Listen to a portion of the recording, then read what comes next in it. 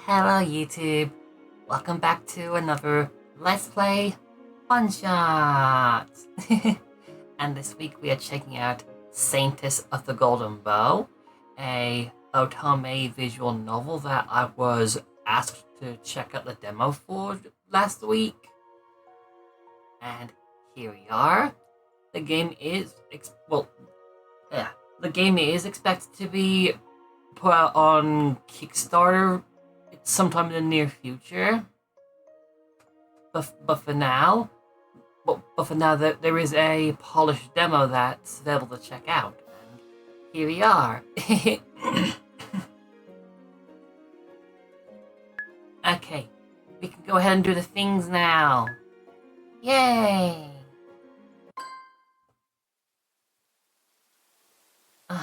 Just my luck. Why does it have to be pouring now? I want to go home. I'll be soaked by the time I reach the subway.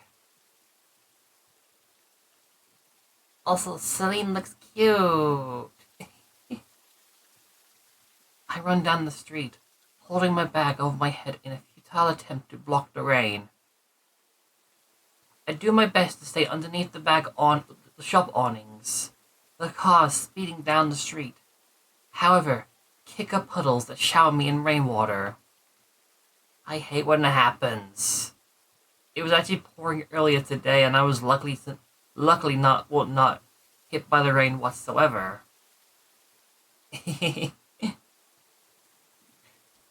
I'm ill prepared for such weather. I didn't even take a hoodie with me, let alone an umbrella.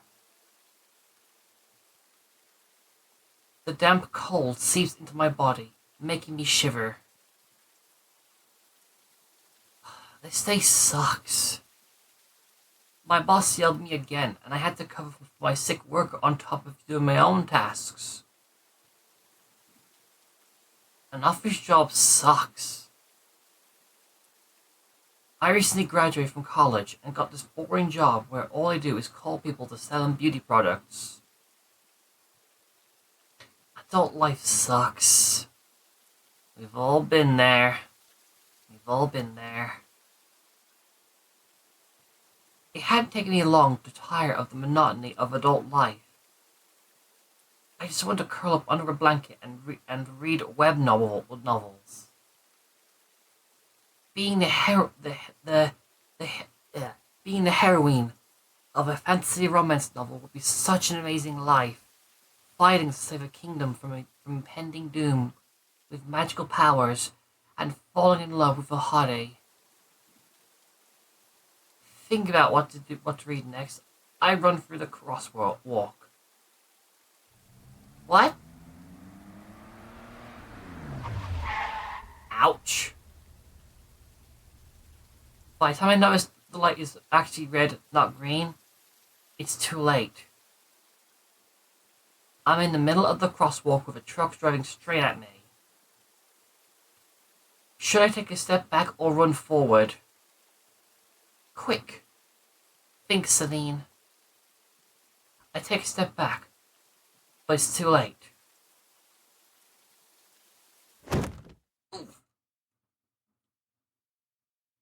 Ooh. Well, that's the way to get things started.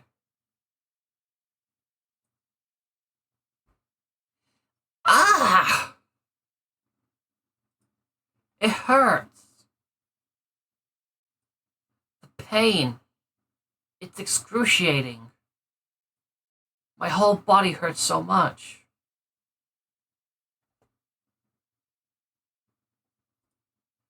Until I suddenly stop feeling anything anymore. The absence of pain brings me relief. I let my life go. The next thing I know, I'm floating in a cotton-like substance.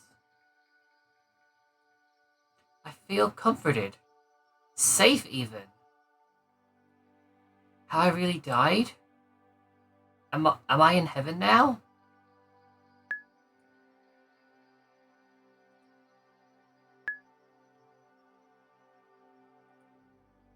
Ah, I wanted to read the last chapter of my favorite author's new web novel. Now we'll never find out what happens to the heroine at the end. A chuckle escapes me. A loud sound in this quiet place. I'm pathetic, aren't I? I died, and now I'm just thinking of my hobbies. Not my parents, or my friends. Not that I had a great relationship with anybody anyway. I was quite a loner. What is that sound? In the emptiness, I can hear someone singing. An angelic voice is calling to me. You must fight on. I must? I'm dead. I don't have to do anything. Suddenly, I feel a pull. My soul gets grabbed and yanked down a golden whirlpool. I scream, but no sound comes out of my mouth. I close my eyes. The shifting reality around me making me feel dizzy.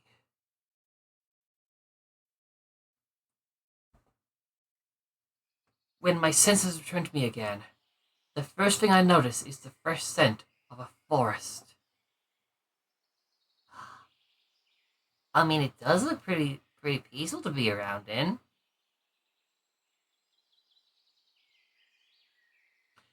I open my eyes and look around. I'm in the middle of the woods. Lush canopies of trees above me sway gently in a light breeze. Oh, now I want to be there. There's something heavy in my hand.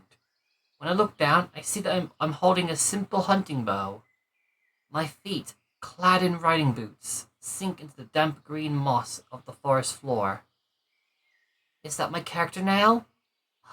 Aw, she's cute!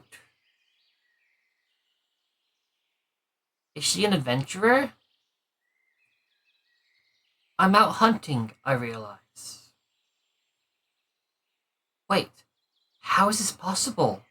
I had just died and it's been ages since I've handled a bow. The last time I practiced archery was in middle school, back when my parents could still afford to spoil me. I also hadn't put on such high boots today for work, or these fancy pants, or this jacket. The outfit looks almost like it belongs in a Korean webcomic. Who am I?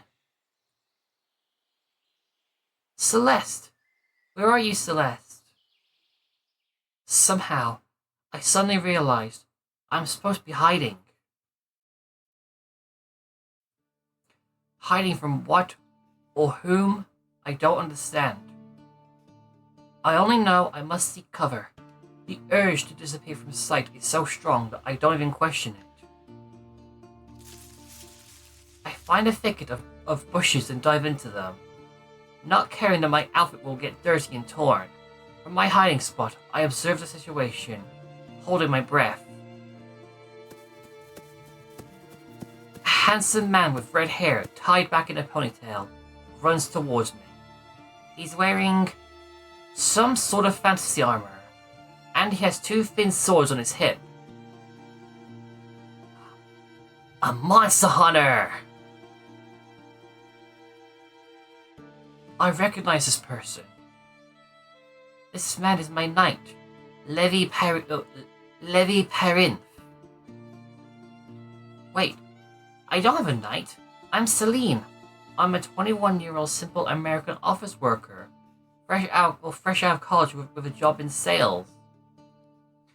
Is this really the whole truth, though? Levi turns left and right, searching for me. Celeste, please come out. Failing to discover me, he runs off. I recognize this guy's looks from somewhere, and the same Celeste is familiar too. No, I couldn't have. Did I get reincarnated? Here? We're in Isekai. Out of all the books or games that could have been the setting for my reincarnation, why did I have to end up in the BL tragic fantasy web novel? Why this one? Saint of the Golden Bow is the work's name. It was recently adapted to a webcomic. That's how popular it was. The book used to be one of my favorites, but the world of the story is not a nice place to live. There's a war going on with a demon queen. And Celeste. Why did I have to be reincarnated as her? What I've just witnessed was the opening scene of the book, where Levi is chosen to become the titular saint. He goes out hunting with his unrequited love, the lady he's serving. He's supposed to protect Celeste, but he loses sight of her at some point, and an ungodly sound makes the hairs on my skin stand up. The creature that had made the sound appears to my right. It's the ugliest thing I've ever seen. An abomination. A demon.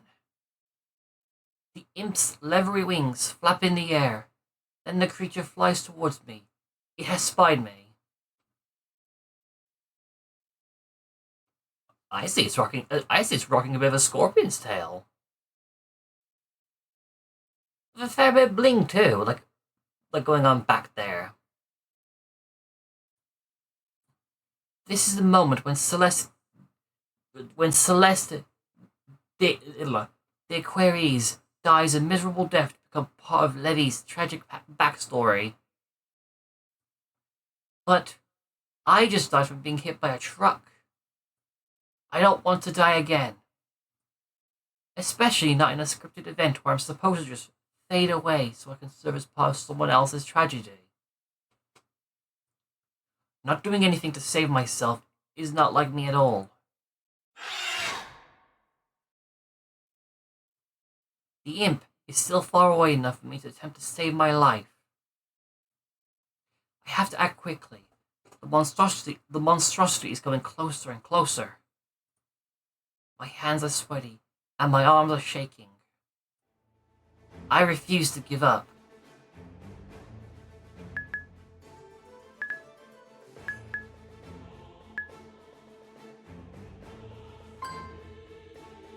Let's go monster hunting!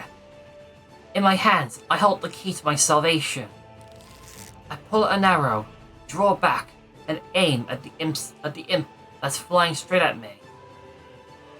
I take a breath and release it. Remember what I was taught in middle school about archery. Actually, one time I did a little bit of archery. I mean, it's not much, but still, it's something, really. I can't quite remember when, but I think it might have been around my birthday, about like 10 years ago. Yeah. But I'm sure of my shot, and now I can't delay any longer. I send the arrow flying.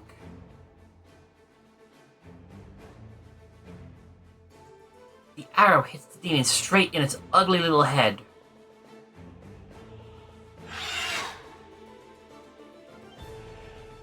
I mean, if it has human-like anatomy, it's done for. With a final, frightening sound, the monstrosity falls to the ground.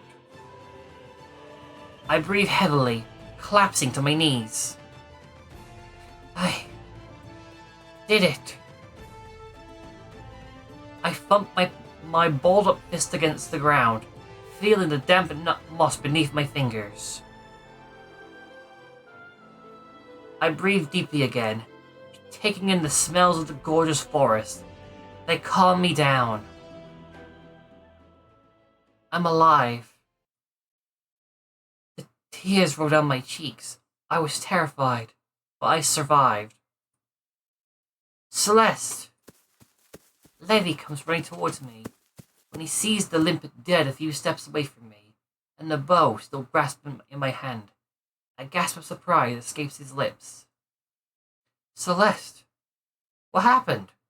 Did you kill this demon yourself? I nod for a moment and entertain the thought that I am indeed Celeste, not Celine. I open my mouth to explain the situation, but my voice sounds raw and shaky. I killed the demon. I finally managed to whisper. Levi walks up to me and kneels down before me. My lady, can you walk? I give his question some thought, but I feel so weak. I wipe my tears away. I don't think so. I'll carry you. No, there's no need for...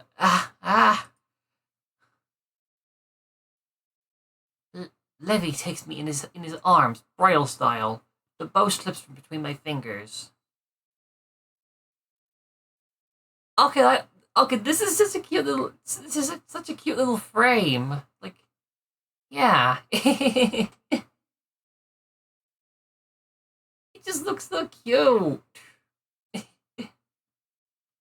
But you want to get that bow?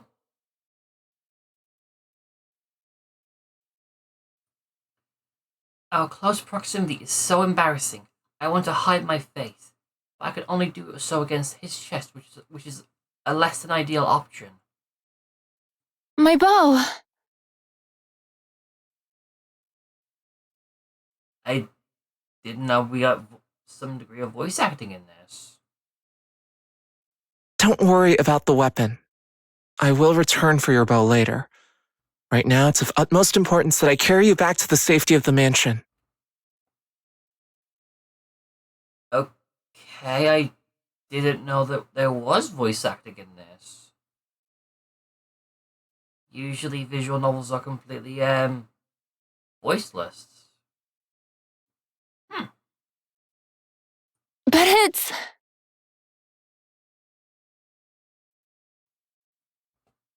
I still protest.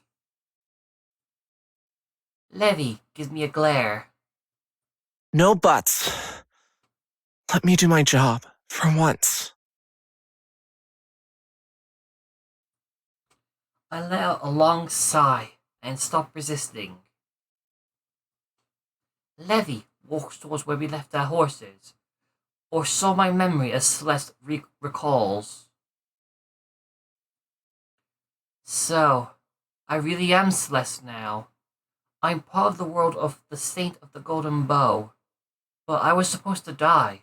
So what will my survival mean for the story now?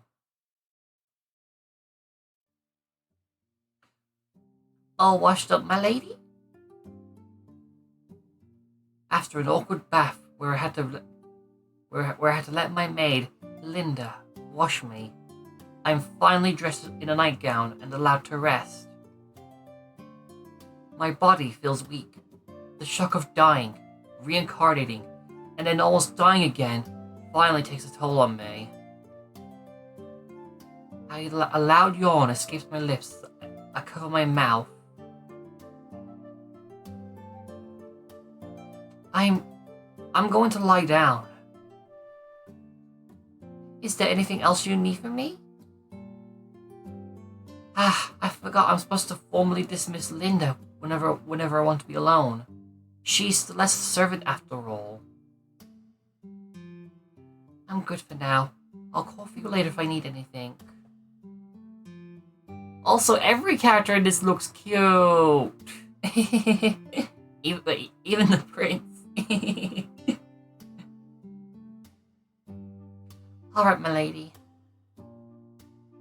Linda curtsies before me, and then she exits the room. Oh, that's the cute little teddy bear back there, and don't think I noticed the The giant one back there. That's even cuter. I sink into the softness of the mattress, taking a good look around the room. This place is an undeniably expensive, polished, fancy look. Somebody has tried very hard to make the atmosphere more feminine, and I know it wasn't Celeste. The Celeste the book mentions is quite the tomboy, caring little for girly things like dolls and decorations.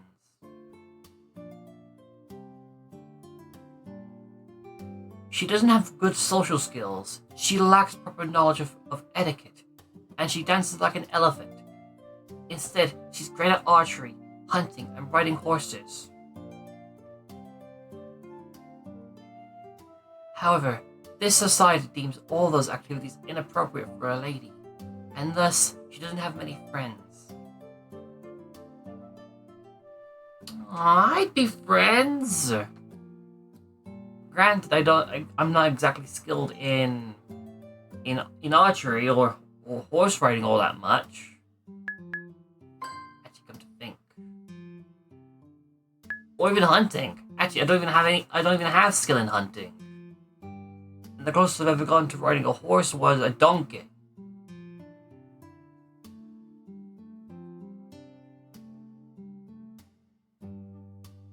Sounds so much like me in my past life. Wait, did I miss the last thing? I don't know. The only two people who really like Celeste are Levy, who, for some reason that isn't really explained in the book, adores his lady, and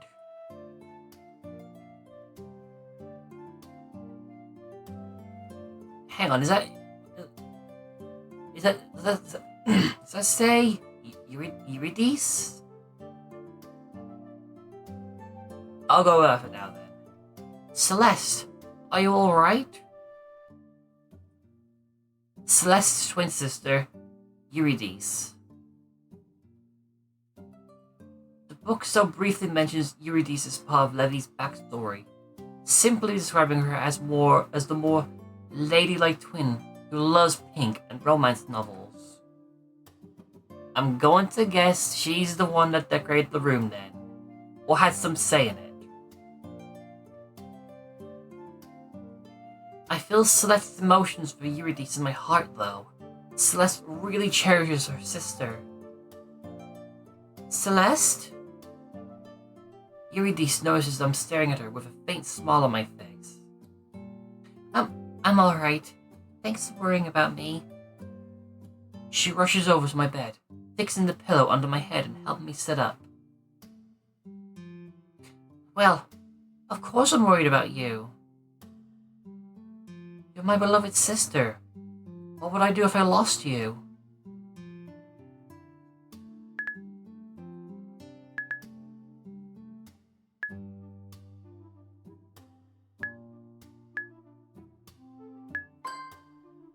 Levy was with me.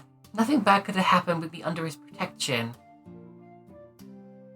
You think I don't know how you always run off from Levy during your hunts? Making excuses that you have to be alone because he's stomping too loud, scaring your prey off? Busted. I know that is exactly what Celeste has always done. Suddenly, I wonder if Celeste somehow realizes that Levy was in love with her, and has just been trying to avoid the awkwardness of his puppy-like adoration. Her feelings on the matter are unclear to me. I'm not sure. You got me. Did you split from Levy this time too, sister? I did. Figures.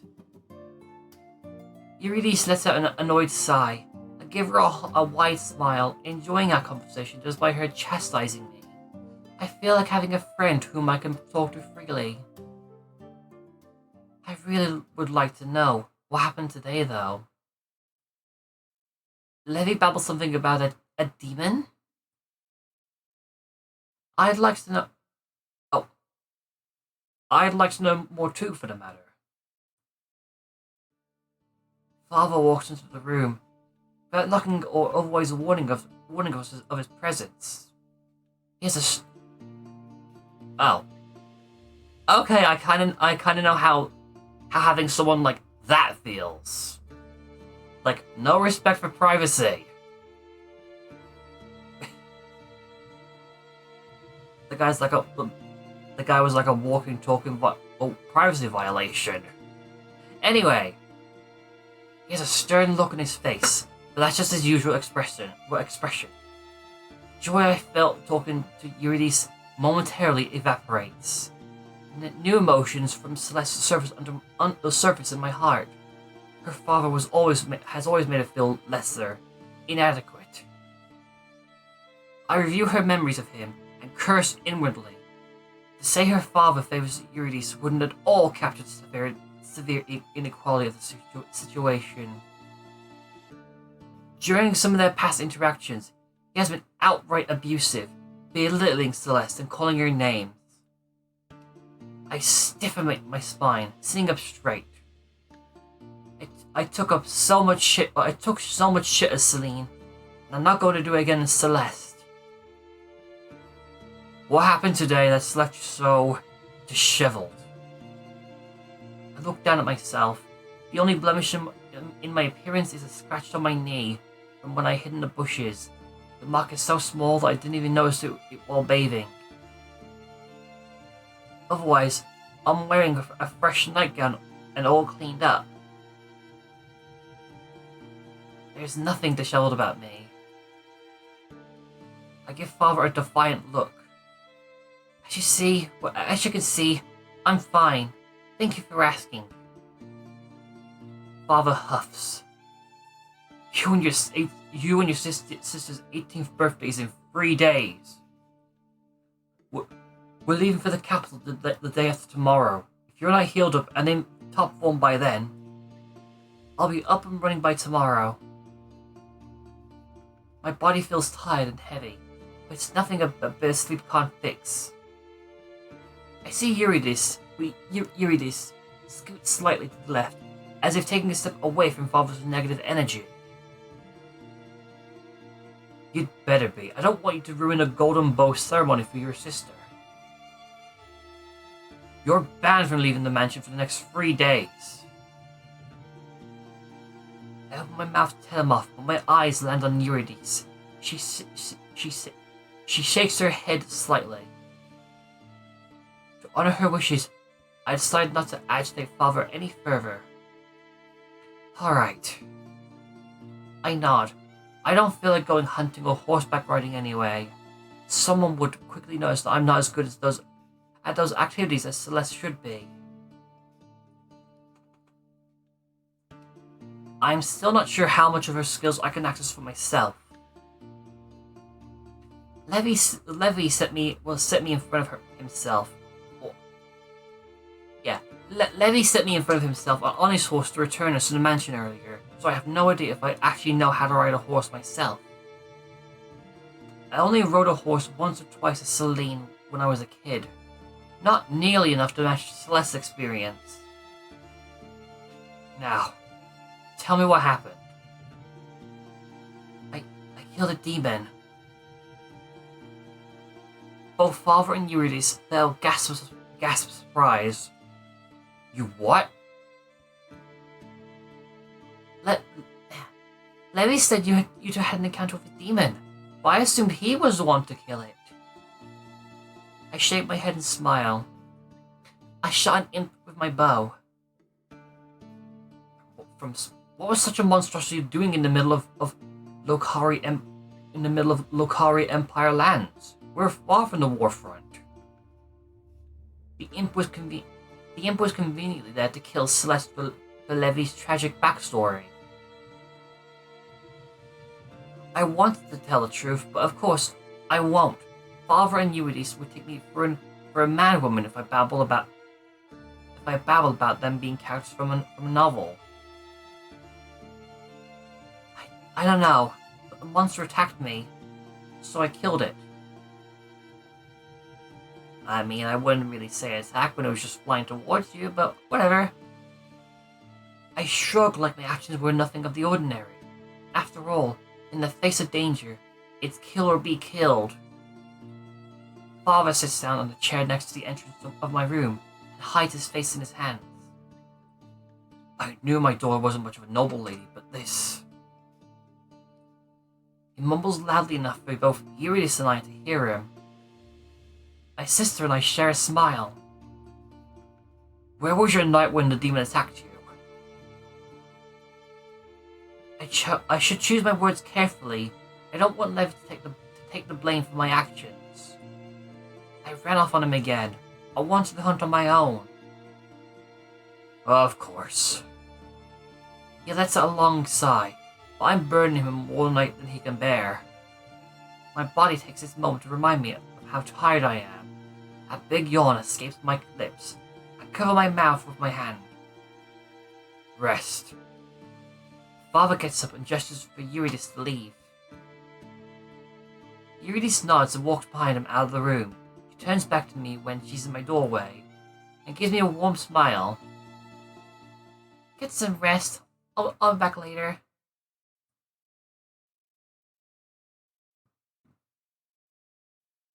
I return a smile and sink more deeply into the bed, making myself comfortable. It doesn't take long for me to fall into dreamless slumber. When I wake up again, the rays of morning sun pour into my room. I get out of bed and stretch to make sure my body's working properly. I feel refreshed after my long sleep. No more weakness in my limbs. Everything's in order again. I walk to the desk and sit down. I take a fresh sheet of paper. I hesitate when I realize it's only a quill for writing, but I won't be stopped. I produce a few scratchy letters. My handwriting looks horrible. It seems I can't directly access Celeste's skills after all. That's quite inconvenient. I can manage to write with a quill, but not very well, and only in English, of course. I have to write down everything I know about the web novel Saint of the Golden Bow, so I can organize my knowledge of the world and line it up with Celeste's memories. Scratchy handwriting or not, I need to sort out all my assets. Let's start with the basics. Saint of the Golden Bow is a romantic tragedy fantasy web novel by the Korean web novelist Hanuel Kim. I've read the English translation on one of my favorite web novel on one of my favorite web novel and comic apps. The story was supposed to be turned into a webcomic and have promo art, which is how I was able to recognize Levi immediately. His design in the artwork even had him in the same outfit he was wearing on the day of the demon attack. Maybe I should also write down...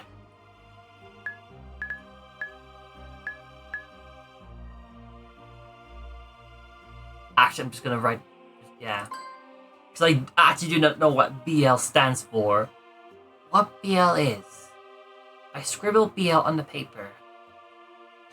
Boys' love is a genre of Asian media that caters around relationships between two men, but is geared towards the feminine audience. Oh, hello. So the main romance it might be between Levi and another guy then. It's romantic and simply wonderful to watch two men fall in love with each other. I'm really such a simp for good BL romance.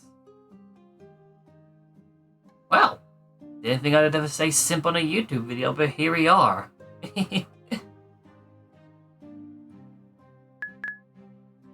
What a web novel is. I scratched down a web novel in big letters. Since the beginning of the 21st century, web novels have been immensely popular in South Korea. A web novel is a novel first published on the internet. It grows to have a very specific narrative form. Wait. You might want to hide this thing somewhere so that you know, the whole mad woman thing wouldn't come up again. I mean, I can think of a pretty nice place to hide it. that no one would ever think to look. Assuming you're able to move that flower pot. Readers unlock chapters and interact with what they've read by posting comments. So web novels tend to be very long. Saint of the Golden Bow was an exception. It wasn't that long of a book, but it still got over 100 chapters. That's not long, is it? Sure. It was translated to English and published on one of my favorite web novel and comic apps. I was grateful for the chance to read it in English, as I didn't know Korean.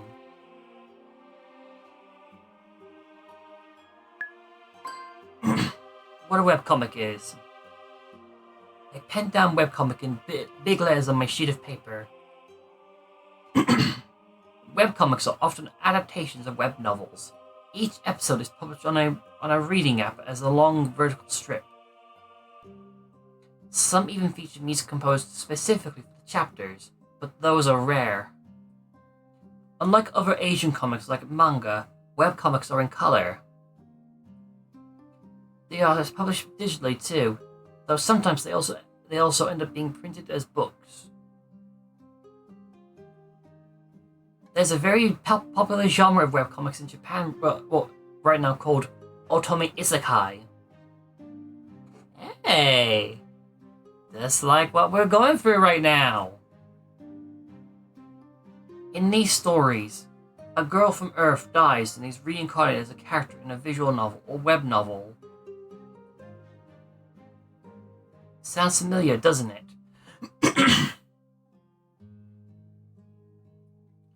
I let a long sigh. I've been isekai'd, haven't I? Not as a villainess, though. A bad character, like in most of those stories. Instead, I'm what is referred to as an extra, an insignificant character. Hey, wait a minute. Hold up. The last time I made content on a visual novel that I was asked to do content for, what actually was a isekai visual novel where I was reincarnated as a villainess. Huh. Funny how that's somehow loose background.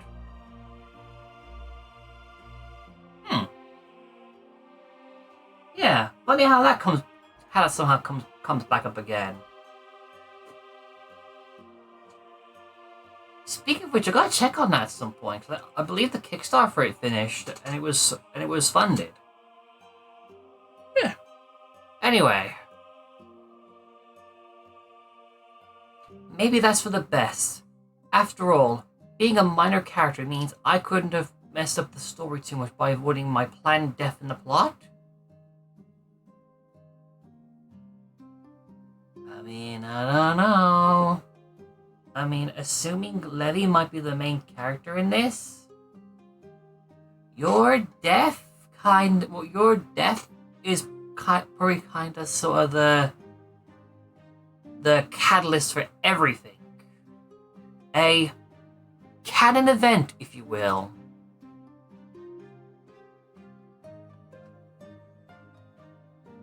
I can't believe I somehow found a way to slip that meme into this.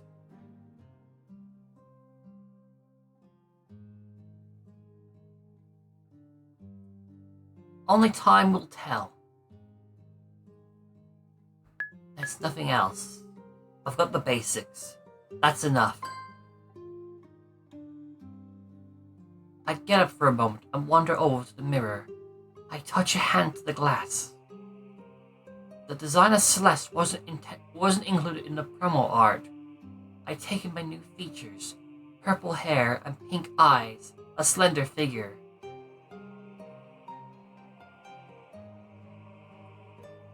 There's no denying it. I'm really not Celine anymore.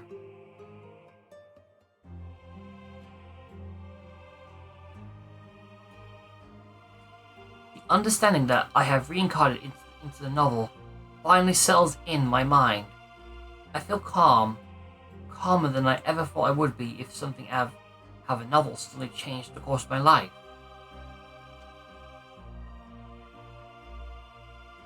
You know, I bet this would be like an interesting experience to go through.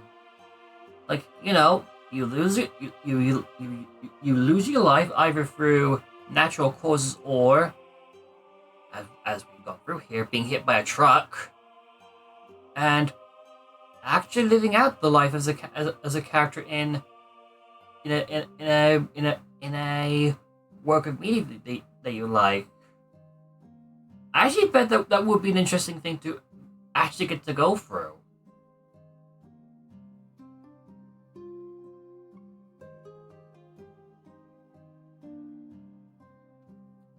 I mean, it would basically just give you a second use for your soul. Anyway. There's no fight in the reality, is there? As strange as this situation is, I'm Celeste, and I have her memories, but somehow, I'm Celine as well, equipped with the knowledge of this world that Celine never had. I walk back to the desk, and sit down to continue organizing my thoughts. Maybe after I process everything, I will break down and cry about my fate. Right now, however, I don't feel like moping around. Instead, I want to fight for a better fate. Back to the Saint of the Golden Bow. The book starts with Celeste's death event. Levi was in love with his lady for years, but the actual love interest of the story is Prince Noah. Oh, okay, here we go then. So, Levi really is the main protagonist then. Celeste has to die at the beginning of the book to make Levi feel at his lowest, when the Golden Bow chooses him as the saint. Why didn't Celeste save herself if she was said to be so great at archery? Must be book logic. She had to die for the story in the Saint of the Golden Bow to proceed the way it did. Soon after Celeste's death, Levi's quest to save the Lokari Empire from the Demon Queen begins. However, he doesn't go alone. Noah, as well as High Priest Elijah, the second love interest, both accompany him on the journey. Noah and Levi fall in love. Elijah falls in love with Levi too, but Levi chooses Noah. When the final confrontation with the Demon Queen happens, the love Noah and Levi share is an important component of defeating the Fiend. Through their love, the magic of the weapon becomes stronger. However, this story is a tragic one. Even though Levi defeats the Demon Queen, he perishes in the process. Noah and Elijah live on, and peace returns to the Lokari Empire. I remember crying at the end of the book and cursing the author for writing such a beautiful yet heart-wrenching tale. I've reread the novel twice. Saint of the Golden Bow is really one of my favorite stories. I still don't appreciate being reincarnated into this world though, especially not as Celeste, whose only purpose in the story is to add angst to Levi's life. I didn't die when I was supposed to though, and now the story has continued regardless. I wonder how many things will change because Celeste is alive. Can Levi still fall in love with Noah despite the fact that I'm still here? Ugh, I really want my ship to sail and for the boys to get together, but I don't know if that outcome is possible under these circumstances. If Levi and Noah don't fall in love at the end of the quest, will Levi still be able to defeat the Demon Queen?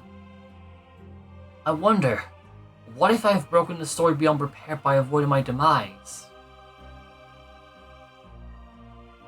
What was I supposed to do though? Just roll over and die? I know a joke about canon events, but come on! No way. I just threw that in, knowing that's gonna be the big effect. It's not. That's so not like me. I'm a fighter. Maybe I can change the story even further so that Levi can still survive the final encounter. I have no idea how to make this plan work, but maybe opportunities to influence the world further will present themselves to me. After all, though the thought is chilling, what's happening here isn't just a web novel story. Saint of the Golden Bow is my new reality.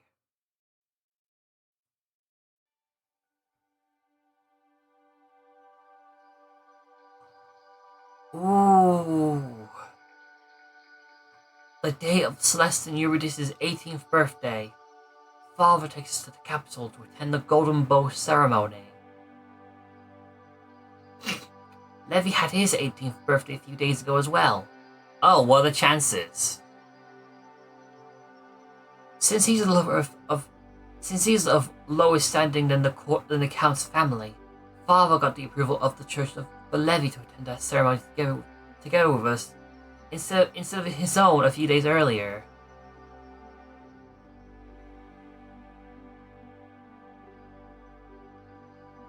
Your knight has to guard you at all times, Father had said to Celeste before I reincarnated into her body. After the encounter with the imp, he's become even more convinced that Levi shouldn't leave my side. Not that Levi is complaining about having to stick close to me, for obvious reasons.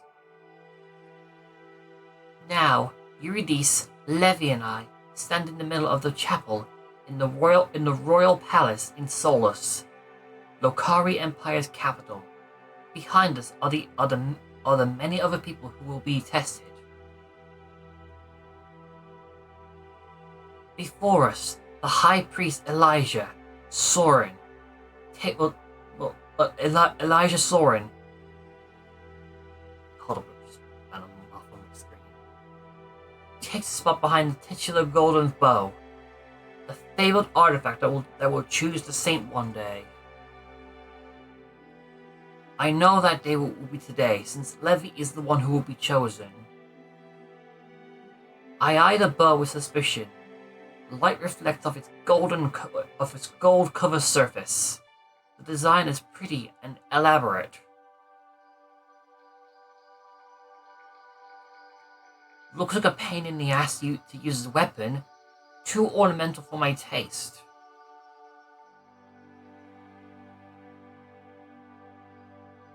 I mean, I get where she's coming from because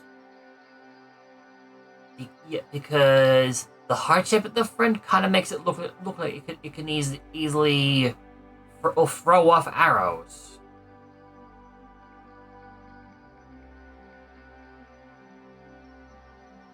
Also, where's the handle in that thing?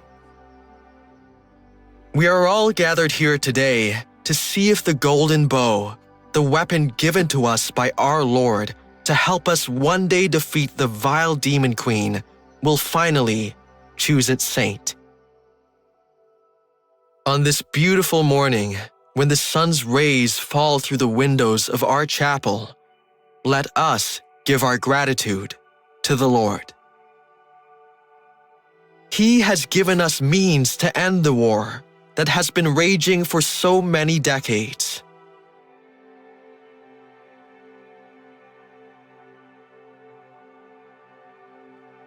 I've never been particularly religious, even in my past life.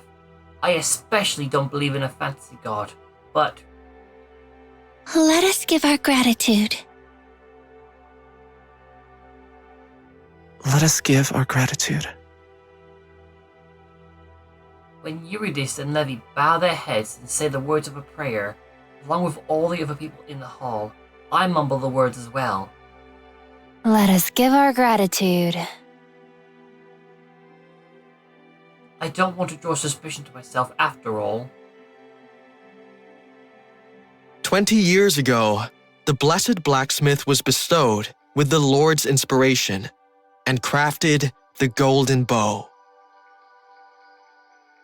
He worked tirelessly day and night until finally he completed the artifact. Ever since then, the people of the Lokari Empire have sought to be tested on the day of their 18th birthday by the golden bow. The artifact will choose its wielder. That person will become the saint and be tasked with defeating the Demon Queen, who has terrorized our borders for 23 years. I'm glad Elijah reminds us of the history of the bow. I've forgotten some of the details. I will now call forth today's attendees to be tested. Each of you just needs to touch the golden bow once, and its judgment will be bestowed on you.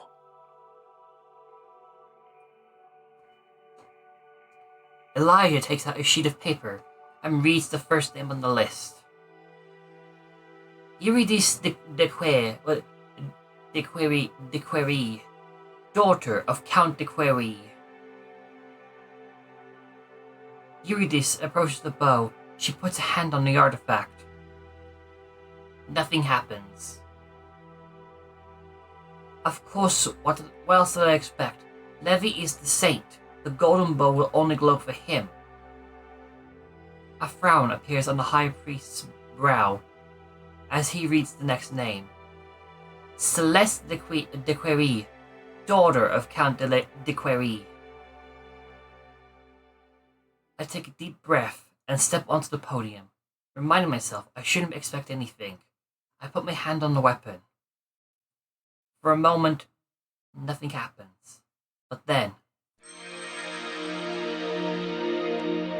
the bow glows, its light getting brighter and brighter with each second. The light feels scorching hot. I close my eyes, worrying I'll go blind if I don't. You must fight on. I hear the angelic voice again. Was the bow the one speaking to me when I reincarnated? Or was it the god of light himself? The thought that I may have been addressed by a deity is frightening. No. Gods aren't real. You're not religious, Celine. The golden bow. The burning light makes my skin feel like it's on fire. I take my hand away from the bow. But my hand continues burning, the searing pain climbing up my arm up to my chest. Ah! I scream. My head is spinning. The pain is too much for me to handle. I want it to stop. Stop! I'm on fire. I'm dying. Not again. Lady Celeste. Sister. Levi and Eurydice are calling to me, but I don't have the strength to respond. My consciousness fades. Darkness takes me to its comforting embrace. I feel so groggy. I'm in the guest room of the apartment that was assigned to our family when we first arrived at the palace for the ceremony. The impersonal decor makes the place feel cold and unwelcoming. I know the room is supposed to look grand and elegant, but I don't feel at home here at all. Lady Celeste can't be the Saintess of the Golden Bow. The role is too dangerous for her. I turn my head to the left. Levi and Eurydice stand by the door. Neither of them knows I'm awake. Just imagining her going on the dangerous quest to defeat the Demon Queen makes me terrified for her life.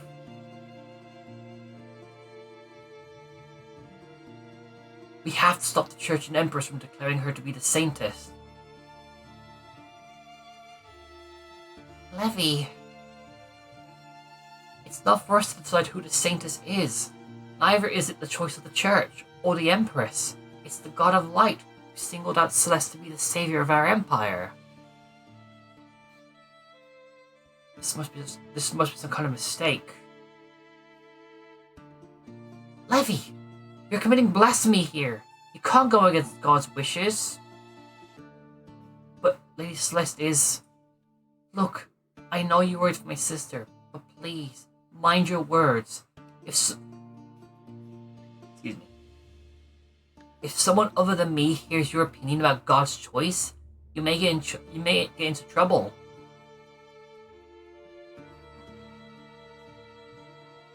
So I really am the Saintess of the Golden Bow? I speak up, not believe my own words. Levy and Eurydice turn to me. Eurydice runs up to the bed and takes my hand in hers. Celeste, you're awake. How are you feeling? Fine, I think. Just a bit tired. You really scared us in the chapel. You screamed like someone was tearing you apart. The light of the bow entered my body, felt like it was burning me. That sounds horrible. Tears well up in Eurydice's eyes. I squeeze her hand, trying to comfort her. I glance behind her to where Levy still stands by the door. He has a defeated look on his face. When he notices me watching him, he finally approaches the bed, standing behind Eurydice. I can't be the Saintess. It was supposed to. I cut myself off when I realized I had almost said that Levy was supposed to be chosen as the saint. I can't tell them what happens in the book. They don't even know they live in a fictional world. For some inexplicable reason, the Golden Bow, or the God of Light himself, has chosen me instead as the savior of the Lokari Empire. Why me? I ponder out loud. I'm so confused. I don't want to be the Saintess. Why has the story suddenly changed so much? I only did my best to survive. Did the fact that I wasn't slain by the demon really create such a severe butterfly effect? Or had I already been chosen the moment of my reincarnation? I remember the angelic voice of the bow, sounding just like the voice I had heard after dying in the accident as Celine. I'm sure you'll do fine. You're excellent at archery. Eurydice smiles through her tears, trying to reassure me. I'm not as confident about my fighting skills as Eurydice is. Celeste may have been good at the bow, but I can't access her full abilities. Judging by my handwriting, I can only manage the bare minimum of what she could do. I'm not proficient in any of her skills. I only know how to use the bow somewhat from my experience as Celine in middle school. This whole situation is so depressing. No, I mustn't lose heart. I have to stay strong and face my fate head on. What's going to happen to me now? The Emperor summoned you for an audience. 3 hours from now. What does the Empress want with me? Eurydice wipes her tears away. She didn't really say, but we think she intends to personally congratulate you on your new role. Alright, I suppose I should start getting ready then. First, High Priest Elijah requested to check on you as soon as you woke up. Check on me? With his light magic, he wants to see if your body and mind are alright after being touched by God's grace. I'm feeling okay, but I suppose I shouldn't turn away a member of the church. Not complying with their wishes might be dangerous now that I'm somewhat part of their organization. The reality is so overwhelming that I would really prefer to be alone now, but there's no time for me to mull over what has happened. The chance to break down will come later, after everyone goes to sleep. Okay, you can tell the High Priest I will see him. I'll go bring him here.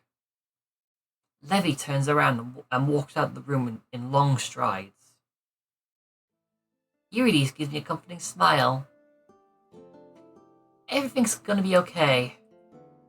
I hope so too. Silence falls between us, but it's a cozy, warm kind of quiet. I get the feeling that no matter what happens, Eurydice will support me. I envy Celeste for having such a great sister and friend. I should use this opportunity to ask Eurydice some questions about my situation. I'll just have to be careful with how I broach the topics. I don't want to reveal my jumbled knowledge about the world.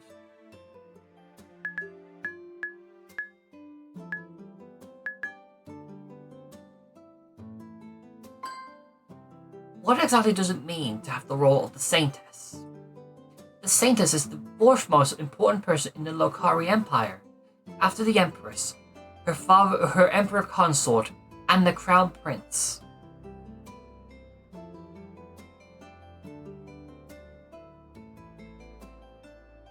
You're on par with the head of the church, the High Priest. I'm part of the church now? You're not a priest or priestess, if that's what you're asking. You're still a noble, so you can marry someone of noble standing if you'd like. You're not sworn like the clergy, but only marry within the church. I remember the subplot regarding Elijah. He wouldn't be able to be with Levi because Elijah was only allowed to marry someone from the priesthood. Forbidden love, a popular trope.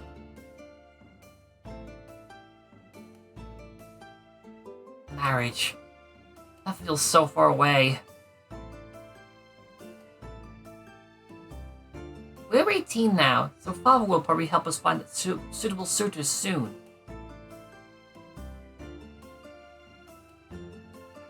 I would like to marry for love, if at all possible. Love. Love was one of the components needed to defeat the Demon Queen. Levi and Noah's love. Would I have to fall in love with someone now that I was the Saintess? I hope I'll have enough time, if that's really necessary. I'm not someone who falls in love easily. Do you have someone in mind for marriage? What? Maybe? You can tell me. I'm not going to tell anybody. Maybe another time. I'm not ready to admit it myself. I chuckle. Eurydice is adorable when she's shy.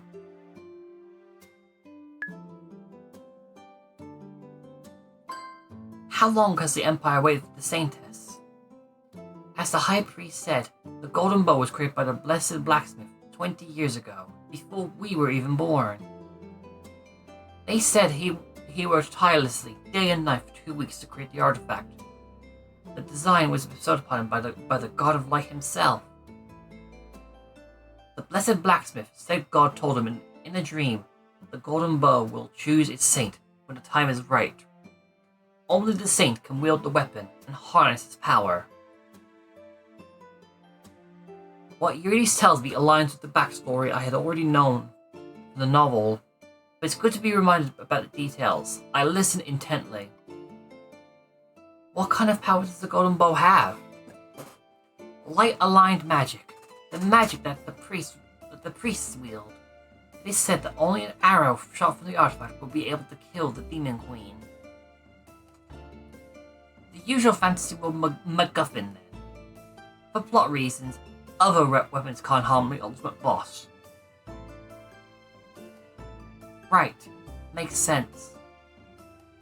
It doesn't, but Eurydice doesn't seem to be aware of how ridiculous it is that only one weapon wielded by one special person can kill the enemy that the Empire has been fighting against for decades. After the Golden Bow was created, the whole Lokari Empire and our allied kingdom of Durandal were tested to see if the saint was among them. But the savior wasn't found. Later, it was decided that every person would get tested on their 18th birthday, as suggested by the Blessed Blacksmith. 20 years passed, but the saint still wasn't found. Until now. It feels so random that I was actually chosen to be the Saintess. But it's my reality now. This world seems to operate on book logic anyway. What do we know about the Demon Queen? The people who have seen her say she looks like a beautiful woman, except she also has horns, a tail, and a third eye on her forehead. But she's far from human. She's cruel and dangerous. She kills humans without mercy. She commands an army of demons, vile monstrosities. You saw him, right? Was it as ugly as they say? The imp wasn't pretty, that's for sure. The war has been going on for 23 years now. Over that time, 1/3 of Lokari Empire's lands to the east have been ravaged by war and infiltrated by the demons. They leave only ruins behind when they take over a town. Their fire is said to be ever burning. You'll have to travel east to defeat the Demon Queen. She's taken up residence in the Clermont Castle. It used to be part It used to be the seat of Duke Clermont and his family, but they had to abandon their homeland to the demons 10 years ago. That news doesn't make me want to go to the border at all. It'll be like walking straight into the maws of the enemy. I fear you won't have a choice in the matter. The Empress decreed long ago that once the Saint or Saintess was found, they would immediately embark on the quest to defeat the Demon Queen with a party of the most capable fighters. A quest, huh? Sounds like a story from a role-playing game. Not that I expect anything else from this book world. Levi went on this quest as a saint after all. I just hope you won't have to leave too soon. I think I'll need some time to learn to wield the golden bow, and to accept the whole situation. I'm sure the Empress will understand.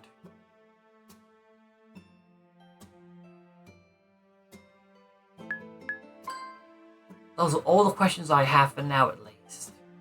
Thank you for helping me sort out through everything, sister. Your release gives me a bright smile.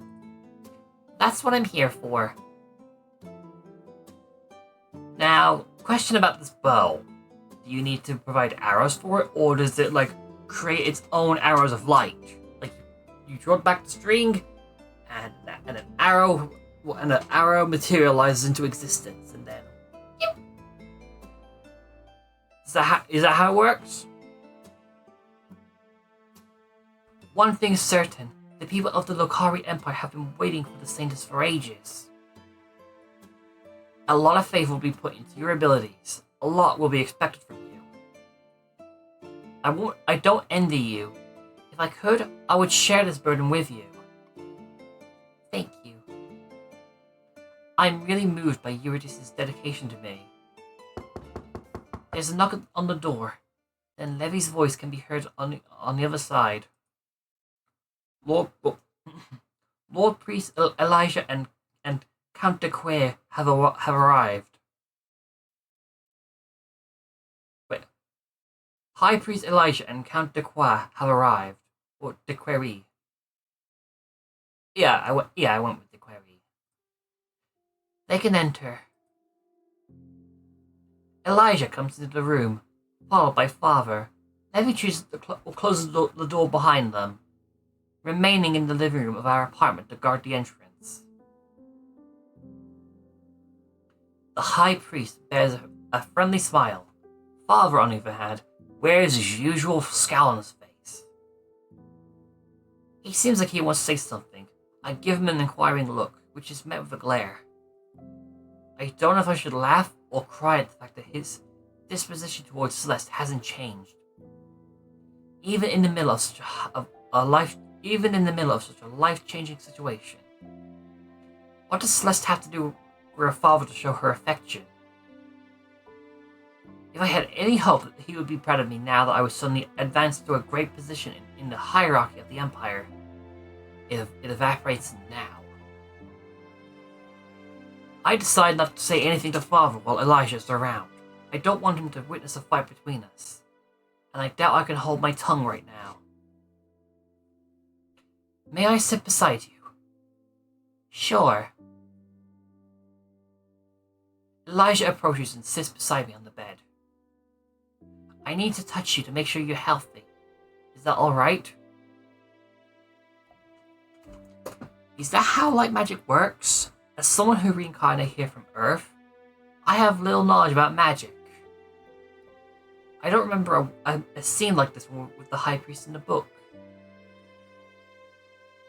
Come to think of it, Levi didn't faint after touching the golden bow. He must have a much stronger resistance to pain than I do. Celeste doesn't know much about magic either. She has no magical powers of her own after all. Nobody in the Isekai'd family does. If Elijah says he has to touch me for his magic to work, though, I doubt he's lying. I look at him. He stares back at me with a patient smile. The High Priest is really attractive. I never thought I would find a guy with pink hair dashing. But he must have the longest lashes I've ever seen on the man. I blush, realizing I'm checking Elijah out. He's a priest, for heaven's sake. Eurydice just reminded me that he can only marry within the clergy. He's off limits. Besides, he only wants to touch me to make sure I'm okay. Stupid hormones. I clear my throat, though I can do nothing to stop my cheeks from burning. Alright. Go ahead. Elijah surprised me by leaning his forehead against mine. Before I could protest, an aura of white surrounds his body. He's really working his magic on me. Literally. I close my eyes and focus on how his magic makes me feel. His touch is pleasant and warm. I become strangely comforted. If I realize what I'm doing, I lean in closer towards him. Elijah's chuckle makes me snap out of the comforting embrace of his magic. Light magic does have a good feel, doesn't it? There's a twinkle in his eye and a confident smirk on his face. Is he flirting with me? Why would he though, given the whole you can't marry outside the clergy thing? Embarrassed, I pull away.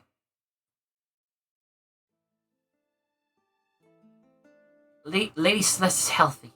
I can also confirm that the golden bow's magic has entered her body. She's the Saintess. Father lets out a heavy sigh. I hope you won't embarrass me. I glare at him, pursing my lips. I want to call him out on his unkind behavior, but I stop myself. I turn back to Elijah instead. Thank you for the checkup. You're welcome. Only 2 hours remain until Celeste has to attend the audience with the Empress. Only 2 hours remain now until Celeste has to attend the audience with the Empress. Yes, we should go and see her, and we should go, and let Sister prepare for seeing the Empress. I want to keep talking with Elijah. If anyone can explain to me about the Golden Bow's magic, it's him. Unfortunately, now is not the right time. Father rings the bell. A moment later, Linda enters in the doorway. Make Celeste presentable for the meeting. For meeting the Empress and an Emperor consort. Yes, my lord. Everyone says their goodbyes to me, and they leave me alone with my maid. I follow a step behind Father. We walk through the corridors of the palace to the throne room, where the Empress and the Emperor consort are waiting for us. As I watched Father's back, I feel Celeste's resentment from resurface. No, resentment isn't a strong enough term to describe her feelings. Celeste hates her father. Not without reason either. What he's done to her over the years is something I can only describe as pure abuse. He's belittled her constantly, both in public and in private. Ugh, been there, done that. His favorite title for it is No Good Daughter.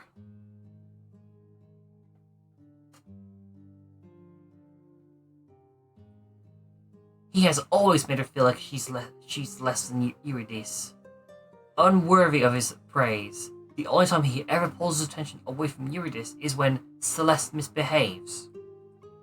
Celeste's mother died when the two girls were young.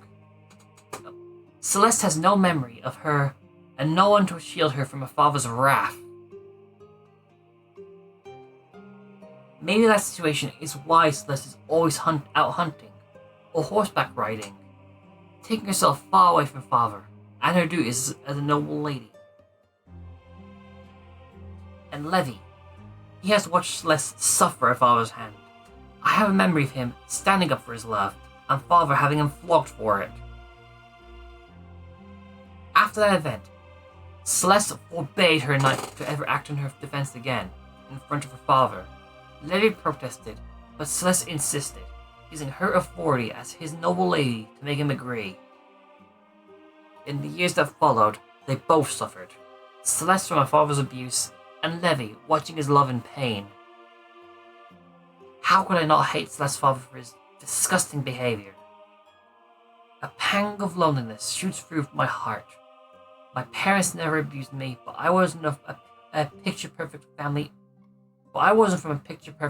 either. There was a lot of fighting between mom and dad before they finally divorced. I was 14 when they parted ways. I had a lot of trouble accepting that the situation wasn't my fault. I tried to help them fix their broken relationship before the divorce, but they didn't believe their marriage was worth saving. Eventually, everything fell apart, regardless of my efforts. Ever since then, I've had trouble trusting anybody enough to fall in love. I had a boyfriend in high school, but he broke up with me because I was too cold and emotionless towards him. His exact words. At the time, I just didn't know how to show love. Or if I should ever be open about my deep feelings for him at that early stage of our relationship.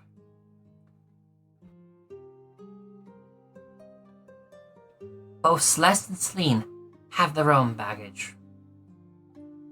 Still, I was finding it very hard not to talk back to father whenever he was rude to me. Celeste had long given up on their relationship and simply chose to ignore his outbursts. But letting someone belittle me wasn't my style. I realized father had stopped walking when I almost bumped into him, stopping just in time to avoid the collision. High Priest Elijah. Hello again, Saintess. Count de Query. Elijah nods at us with a soft smile, ignoring Levi's presence, of course. Knights in the Lokari Empire are just guards to their nobles. Elijah doesn't think much about Levi in his reality. Levi is not the saint after all. I decided to join you during the audience.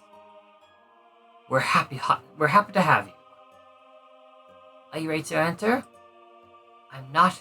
Then again, I'm not sure if I ever will be. Father nods in response to Elijah's words before I can protest. Let's enter.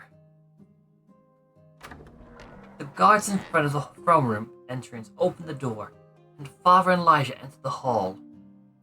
I turn to Levi. Now more than ever, I need to support someone who I know cares for me.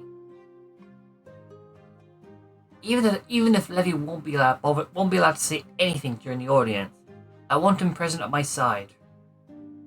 come in with me. You'll only be able to stay by the door, but I want you to be there for this conversation. Alright. I enter the throne room as well now, Levy following behind me.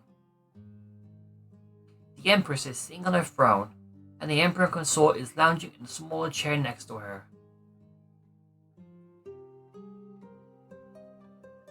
Empress Mirelle is as radiant in person as she is in Celeste's memories. Wearing a golden gown, she is the son of the Lokari Empire.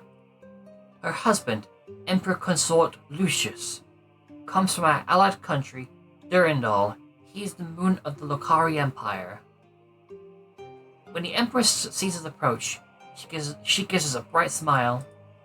At last, the prophesied Saintess stands before me in the flesh. I smile and make my best attempt at courtesy, following Celeste's memory. The wince on Father's face tells me I failed to move properly. For some reason, I find his expression funny. I cover my mouth so nobody sees the smirk on my face. If I embarrass Father in front of the Empress, I can't say it wouldn't be enjoyable. Father and Elisha make smooth bows. Thank you for the chance to have an audience with you, Your Grace. Grace to be in your presence again, O radiant lady. Of course, how could I not gaze upon the chosen heroine with my own eyes? The Empire has been awaiting her for over 20 years. I'm surprised your daughter is the one who turned out to be the Saintess, Count Alaric. Another chuckle escapes Father's lips. She's always been good with the bow, I guess. So I've heard. Your daughter doesn't act much like a noble lady, does she? She does have a reputation for enjoying quite boyish activities. Father's face turns beet red. Father's face turns beet red. He's embarrassed because of me. I realize I shouldn't let myself be too happy about the situation. Though, there's too much at stake.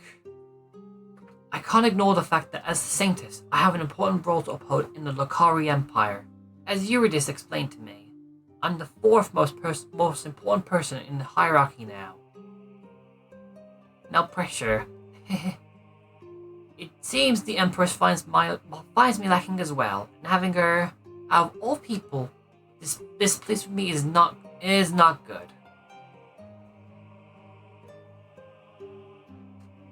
I remember Noah's plotline from the novel.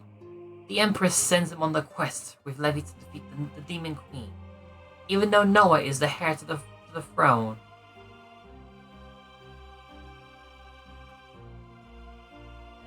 Or so he should be. Being Empress Mirelle's firstborn, however, the monarch is a very controlling person. She doesn't want to give up the power of her throne to anybody, so she hopes to continue ruling through her child when she abdicates. Due to the law of the Lokari Empire, a person can only rule for 40 years before they have to pass on the role to another.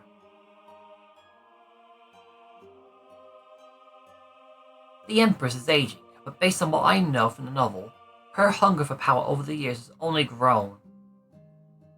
She wants to help keep her influence over the politics of the Empire. However, Noah, her heir, isn't someone who can be easily controlled. The Empress has a secret second son, however, the 10-year-old Matteo, whom she's raising to be completely obedient and reliant on her own opinions. She only sends Noah on the mission because she hopes he will die so she can establish Matteo as her new heir. She can't pronounce someone else the crown prince until Noah is gone. Someone as ruthless as the Empress is definitely not a good enemy to have. It is known that Count de Query has two daughters, one who is a perfect image of a noble lady, and the other who's a tomboy. I suppose the girl that stands before us, although dressed in finery, is not that much of a proper noble.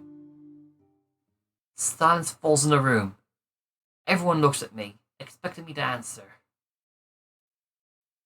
Under the sudden tension, my mouth is dry and I cannot find my words. They don't know much about Celeste, but rumors precede her. They have already judged her. Me. Why did I think I would suddenly gain respect by becoming the Saintess, when Celeste's questionable reputation has been spreading for years? In a sense, it's good that everyone expects Celeste to be quite lousy at etiquette. After all, I have no idea how to curtsy, or properly use the utensils, or dance like a graceful, noble lady. What, you mean all those utensils where you have like the soup spoon, the tablespoon, the table fork, the dessert fork, and like 3 different knives. Probably a dagger as well. In case the beast that's being used for food is suddenly a little more alive than we thought.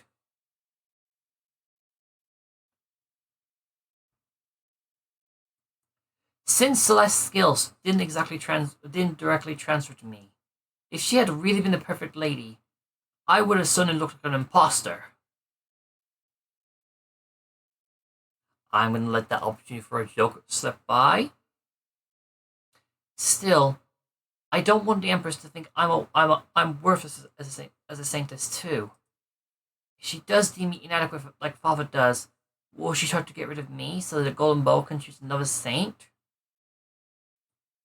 I don't think she has a very forgiving personality, judging by how much she hates her own son. I mean, to be fair, if she did try murdering to influence the Golden Bow, I think at that point the bow would just refuse to choose anybody. Because why would you intentionally try to get rid of the person who's destined to be your hero? I don't think the God of Light would ever approve of that. I will instead forsake the whole kingdom, but the whole empire.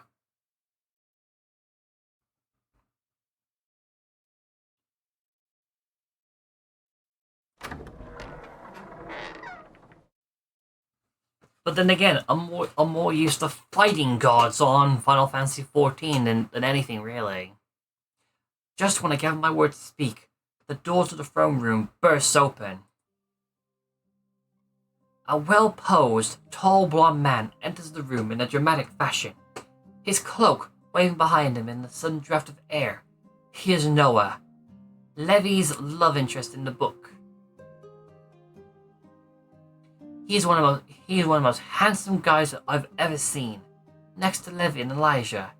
His skin is darker than most Lokari Empire nobles, but only slightly.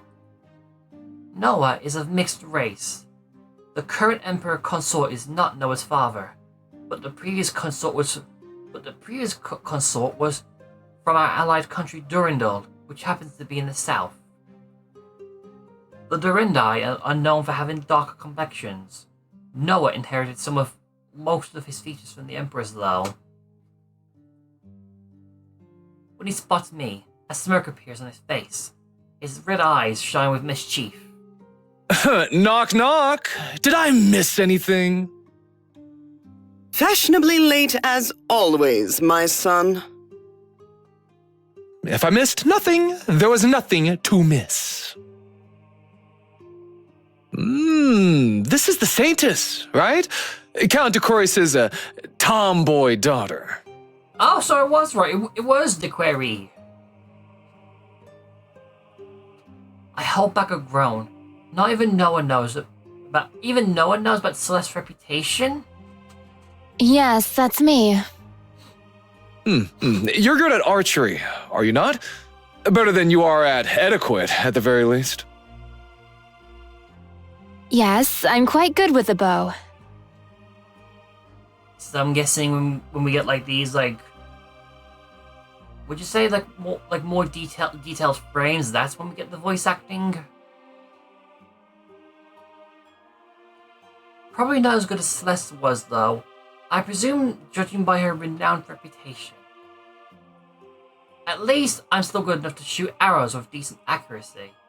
I just need to practice a bit more and remember everything I learned in middle school. Quite. Then you'll be perfect for the role of the Saintess. How can you say that? If a lacking individual takes up such a high role in the hierarchy of the Empire... All the Saintess needs to do is shoot the golden bow and hit the Demon Queen straight in the heart. Then the war will finally be over. Is that not what you want, Mother? I want peace more than anything else. Also, can I just say, I am actually quite loving the color scheme on the outfit. And yes, I will count the sword too, given that's got the same color scheme too. Like you have all the gold highlights on the black. I know I'm always a sucker for like anything that involves like putting together black and gold. It just makes it look beyond premium. Especially when it's the other way. Especially when it's the other way around, where gold's the primary color, but tastefully. That's a lie. With the army off fighting at the war front, the Empress feels more secure in her rule here in the capital. Do you question God's will, Empress? Is it the Lord who has chosen Lady Celeste to be the Saintess of the Golden Bow? While Celeste may be lacking in some other areas, she asserts she's great at archery, and her reputation confirms her words. Right, Mother. So you shouldn't worry. Lady de Query will make an excellent Saintess. I wish I could share the faith these two have in me. Still, I have to maintain a confident front. So I put on my brightest smile. Please don't worry about anything, Your Grace. I'll defeat the Demon Queen and bring peace to the Empire. Empress Mirelle gives me a long look. After a moment, the confident smirk that Noah inherited from her is back on her face. Excellent. Then there's nothing stopping us from proceeding with the mission to defeat the Demon Queen. Is there? Noah, you'll be the one leading the Saintess' quest. Noah's eyes widen. He opens his mouth, then closes it. But you will leave the Saintess' quest, and you will take the 20 best men from the Palace Guard, the Mage's Tower, and the church to accompany you. Like we're talking 20 each, or 20 altogether? Because each would be a bit of a wiser choice. Will be the wiser choice to make here.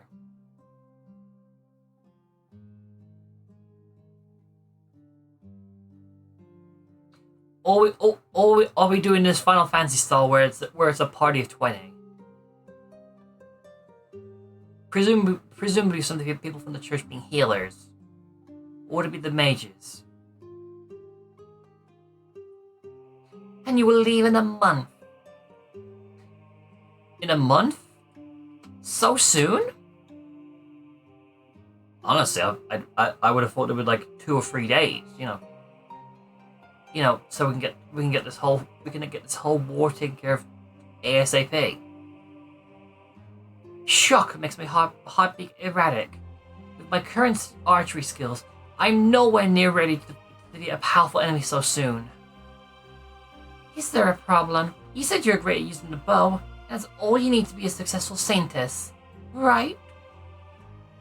The Empress has really turned tables on me. I can't deny her words, and neither can Noah. After all, we're the ones who just made those claims to her.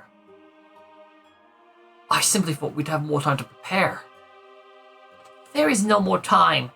Not with the Demon Queen's army closing in more and more on the capital in recent years. I think the Saintess and you are ready enough. But do you question the Empress's judgment? Has he said anything that I had to say?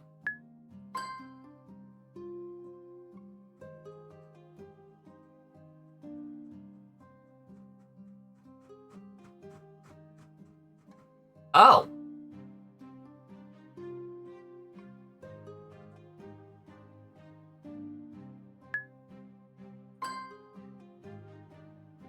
Okay.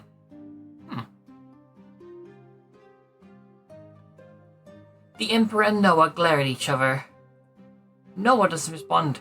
He finally just turns around and walks to the door. Noah, you will prepare for the quest and depart in a month.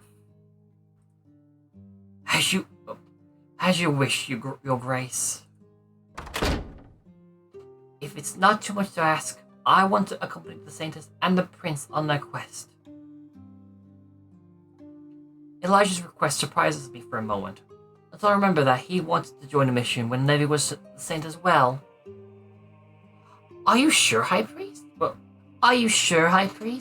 You'll be leaving your office behind for 2 months. You'll be leaving your office behind for 2 months. Yes, I'm sure. I'll take Gareth with me as well. Meredith can manage running the office on her own. I'll appoint some people to help her with the paperwork. The Saintess' quest will be a historic moment in the life of the Lokari Empire. I wouldn't want to miss witnessing the Saintess defeat the Demon Queen. He has strange tastes, but with Elijah's light magic, as success will be easier. I don't protest. We need all the help we can get. Alright, you may go as well. Thank you, Your Grace. I will organize a ball to celebrate the finding of the Empress tomorrow evening. Be sure to attend, all of you. You'll reply, we'll be there, and after some final departing words, we're dismissed. After the audience, I ask everyone to give me some time alone. I'm too overwhelmed by the recent events. I need some time to think. I take a sheet of paper and a quill, and I begin to scribble down my thoughts.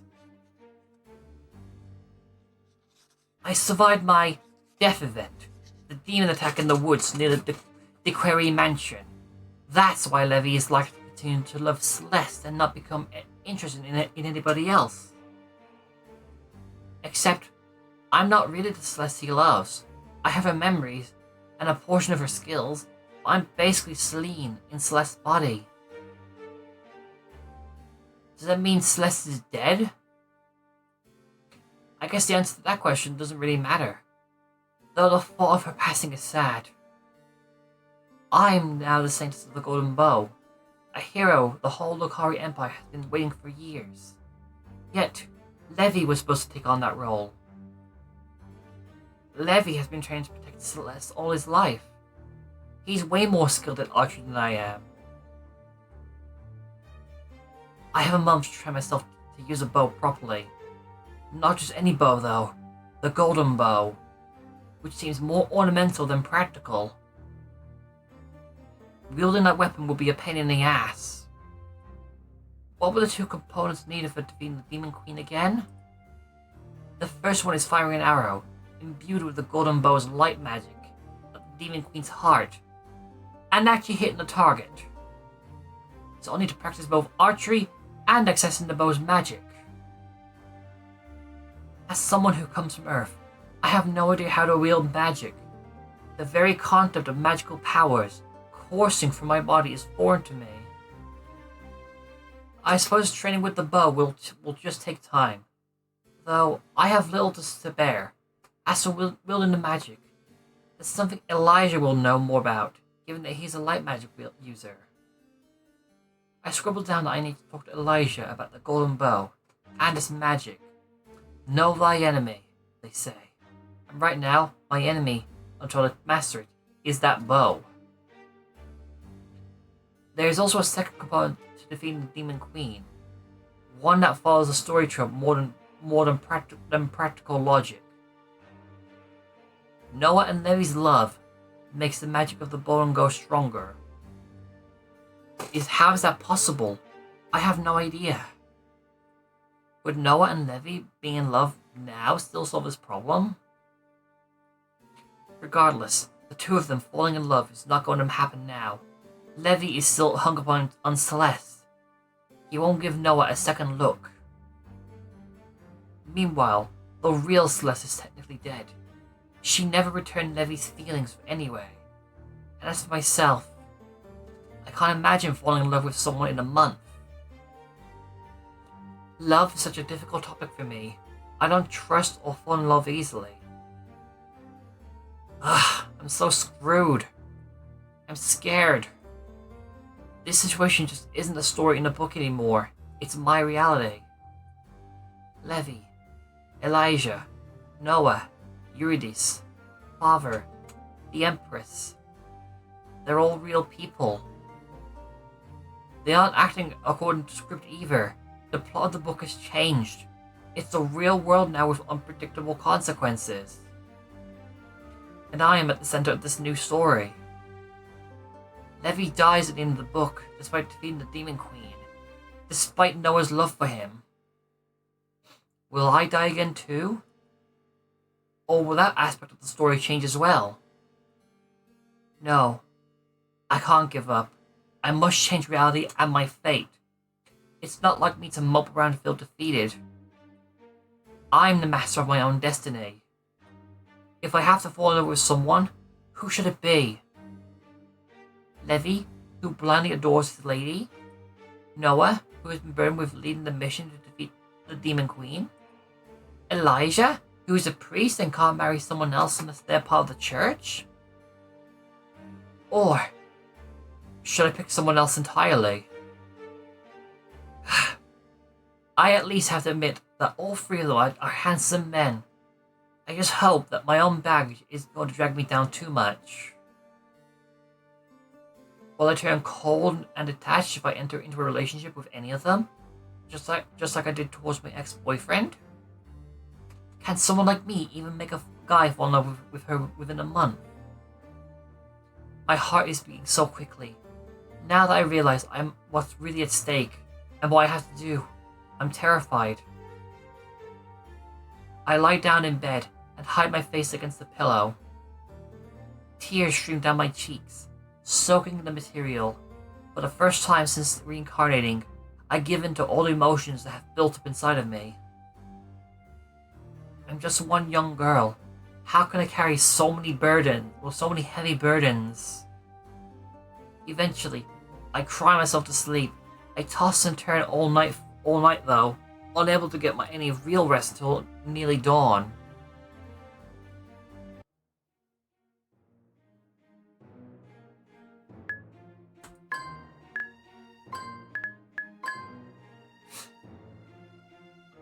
Okay, I think this might be the point to call it a video.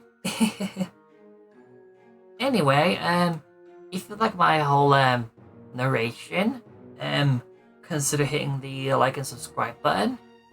And if you want to check this out for yourself and see the rest of the demo. I'm not sure if the demo is up on itch.io right now, but if it is, then I will link to it. Otherwise, I will update the video description to have the link once the update demo is available. Speaking of which, actually, there should be a further expanded demo coming out before the Kickstarter campaign. I'm not sure when exactly, but yeah. But in any case, though, thank you so much for watching, and I'll see you when I see you. Hey, welcome to the end card. Thank you so much for watching. If you liked the video, consider hitting the like and subscribe buttons, and maybe follow me on Twitch and TikTok for my streams. And I will see you when I see you, hopefully. Bye!